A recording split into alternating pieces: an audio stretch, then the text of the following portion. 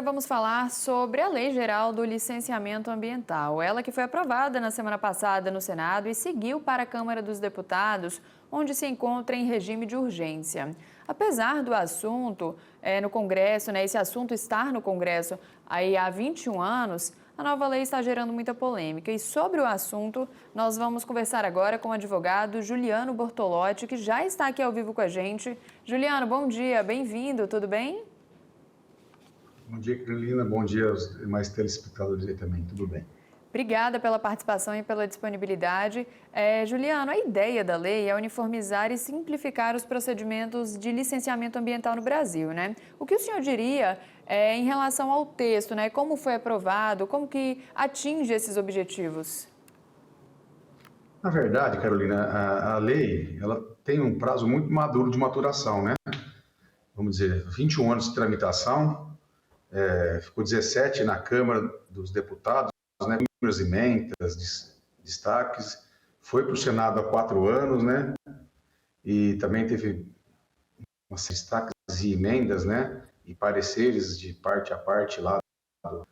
E culminou agora com essa nova redação, que vai voltar para a Câmara, né? Porque teve alterações, e que entende que essa legislação, essa lei especial, ela é válida no sentido de que nós temos hoje uma imensa gama de normas esparsas sobre licenciamento ambiental. Cada município tem a tua, cada ente federativo tem uma lei de licenciamento ambiental que não é uniforme, né? Então, causa uma dificuldade muito grande. E essa é a necessidade dessa legislação, uniformizar esses procedimentos, né? Uniformizar e sim. Haja vista que o processo de licenciamento no Brasil, por conta da quantidade de normas que existem aí hoje, ele é um dos mais demorados do mundo, né? Comparando com outros países com acima de 30 milhões aí, né? O Brasil é o país que tem o licenciamento ambiental mais moroso, né? E complexo. E também pela deficiência dos órgãos de fiscalização e controle. E a redação dessa nova Lei Geral Ambiental aí, que foi proposta agora, ela visa ficar esses procedimentos todos, né?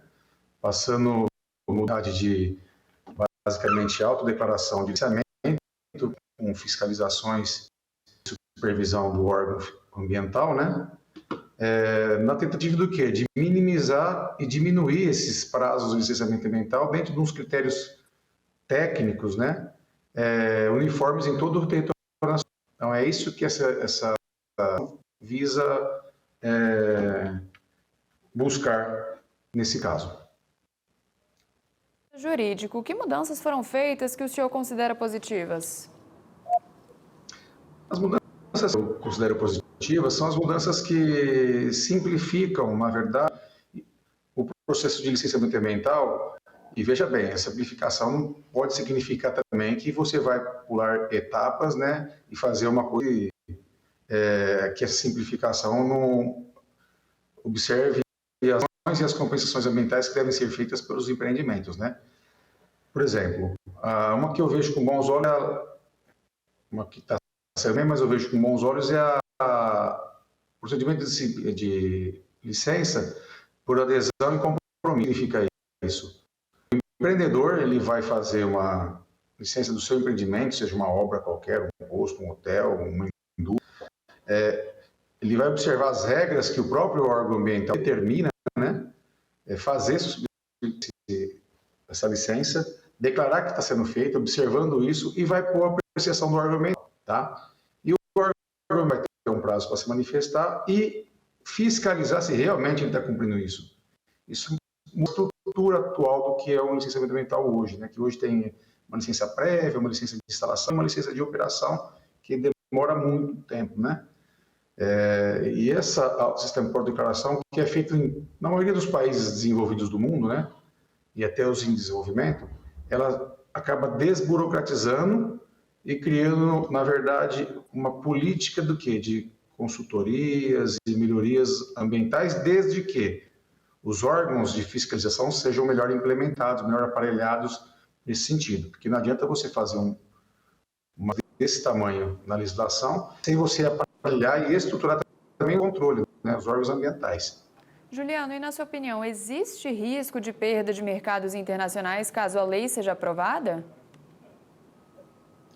Nesse caso, não. Se o governo faça parte dele também, né, que eu volto a falar, é melhor aparelhar e estruturar os órgãos de controle, né, os órgãos ambientais, que vão ter que ter mais condições de supervisionar e fiscalizar essas licenças, eu não vejo problema. Então, aí fica uma lição de casa para o governo federal, estadual e municipal, tá? Porque há necessidade de melhor aparelhamentos. E existem algumas preocupações quanto à possível flexibilização de controles ambientais, se tem algum risco para o meio ambiente, por exemplo? Existe, desde que não haja o devido controle feito ambiental. Veja bem, essa flexibilização não pode significar a troca do controle do Estado da atividade licenciadora, tá? Pelo particular. E para que haja essa troca, há a premente necessidade de você estruturar melhor e capacitar os órgãos ambientais que vão, na verdade, se aquelas licenças flexibilizadas pela atual legislação estão dentro do escopo normativo ambiental.